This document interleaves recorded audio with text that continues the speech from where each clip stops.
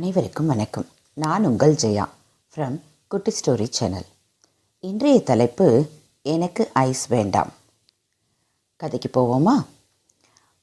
பள்ளியில் விளையாட்டு விழா மற்றும் போட்டியெல்லாம் நடந்துட்டு இருந்துச்சு.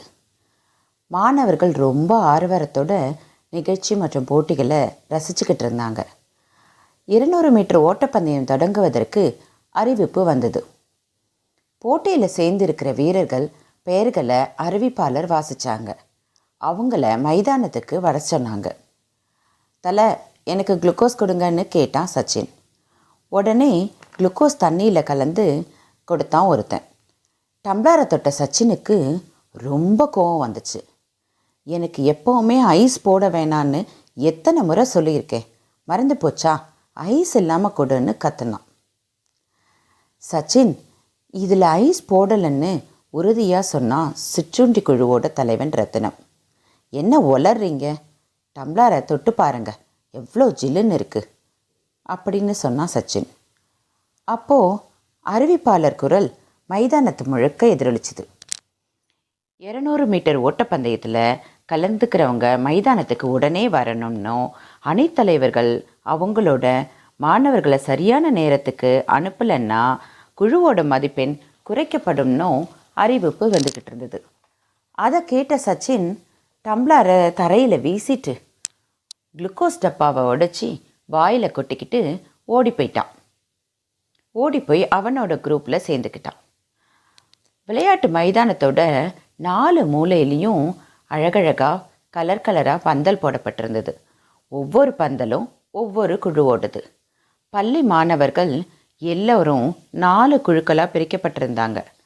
அந்தந்த குழுவோட வீரர்களுக்கும் குழு தலைவர்களும் பந்தலில் உட்கார்ந்துருந்தாங்க. விளையாட்டு போட்டியில் சேர்ந்திருந்த மாணவர்கள் சின்ன சின்ன பயிற்சியில் ஈடுபட்டிருந்தாங்க. அங்கே காஃபி, டீ, பால், ஜூஸ், குளுக்கோஸ் டப்பாக்கள், எலுமிச்சை பழம் எல்லாம் தயாராக இருந்துச்சு. பார்வையாளர்கள் வேணும்னா காசு கொடுத்து வாங்கி சாப்பிடலாம். போட்டியில் பங்கெடுத்துக்கிறவங்களுக்கு எல்லாமே ஃப்ரீ. சிற்றுண்டி குழுவோட தலைவர் ரத்தினம் மட்டும் அதிர்ச்சியிலேயே இருந்தார். குளுக்கோஸ் தண்ணியில் ஐஸ் போடலை, ஆனால் போட்டு இருக்குன்னு சச்சின் சொல்லிட்டு போகிறான். ஒருவேளை நமக்கு தெரியாமல் யாராவது போட்டு இருப்பாங்களோ? இது எங்கே போய் முடியுமோ? சச்சின் மட்டும் தோத்துட்டான். ஐஸ் போட்டு கொடுத்து என் மூடையே கெடுத்ததால தான் என்னால் சரியாக ஜெயிக்க முடியலன்னு ரொம்ப கவலைப்பட்டார். அப்போது அறிவியல் ஆசிரியர் எல்லா குழுக்களையும் மேற்பார்வையிட வந்தார். நீல அணியின் முயற்சிக்குரிய மதிப்பெண்ணை ரகசியமாக குறிச்சிக்கிட்டாரு.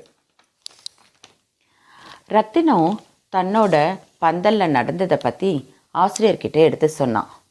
குளுக்கோஸ் கரைசலில் தான் ஐஸ் சேர்க்கலன்னும், அதனால் ஆனால் சச்சின் ஐஸ் சேர்த்ததா குற்றம் சுமத்துறதாகவும் கூறினான்.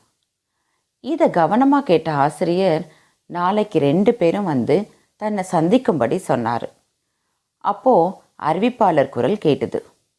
200 மீட்டர் ஓட்டப்பந்தயத்தில் முதலிடம் பெற்ற நீல அணியைச் சேர்ந்த சச்சின் மேடைக்கு வருமாறு அப்படின்ற அறிவிப்பை கேட்டதும் ரத்தினத்துக்கு பெருமூச்சு வந்துச்சு.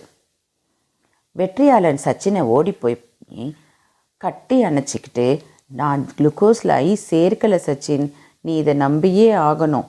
இதை பற்றி நம்ம அறிவியல் சார்கிட்ட கூட சொன்னேன். அவர் நம்ம 2 பேரையும் நாளைக்கு மீட் பண்ண சொல்லியிருக்காரு அப்படி என்று கூறினான் ரத்தினம். அடுத்த நாள் 2 பேரும் ஆசிரியரை போய் பார்த்தாங்க. குளுக்கோஸ் தண்ணியில் ஜில்லுன்னு இருந்த காரணத்தை ஆசிரியர் அழகாக எடுத்துரைச்சார். அதை புரிஞ்சுக்கிட்டு அவருக்கு நன்றி சொல்லி 2 பேரும் மகிழ்ச்சியாக வெளியில் வந்தாங்க. இப்போது குளுக்கோஸு தண்ணியில் கலந்ததும் ஏன் ஜில்லுன்னு ஆகுது அப்படின்னு அறிவியல் ரகசியத்துக்கு வருவோமா? குளுக்கோஸில் மாலிக்யூல்கள் படிவங்களாக இருக்குங்க. அந்த ஒவ்வொரு மாலிக்யூலும் பிற மாலிக்யூலோட சக்தி இணைப்புகளால் இணைக்கப்பட்டிருக்கு. இந்த இணைப்பு உடைஞ்சாதான் குளுக்கோஸ் தண்ணியில் கரையும். அது உடையிறதுக்கு சக்தி அவசியம். அந்த சக்தியை தண்ணியிலிருந்து குளுக்கோஸ் எடுத்துக்குது. அதனால் தண்ணியில் இருக்கிற வெப்பநிலை குறைஞ்சி போய் குளிர்ச்சி ஆயிடுது. அதனால தான் குளுக்கோஸ் கரைசல் எப்பயுமே ஜில்லுன்னு இருக்குது. இது மாதிரியான வினைக்கு எண்டோதெர்மிக் அப்படின்னு பேர். இதுக்கு நேர்மறையான வினைக்கு எக்ஸோதெர்மிக் அப்படின்னு பேர். இதுதான் குளுக்கோஸ் கரைசலோட ரகசியம். இப்போது நம்மளோட சின்ன டிப்ஸுக்கு வருவோமா? நண்பர்களே, முடிந்தவரை ஐஸ் வாட்டர் குடிப்பதை தவிர்த்துடுங்க. காய்ச்சி வடிகட்டிய தண்ணீரையே பயன்படுத்துங்க.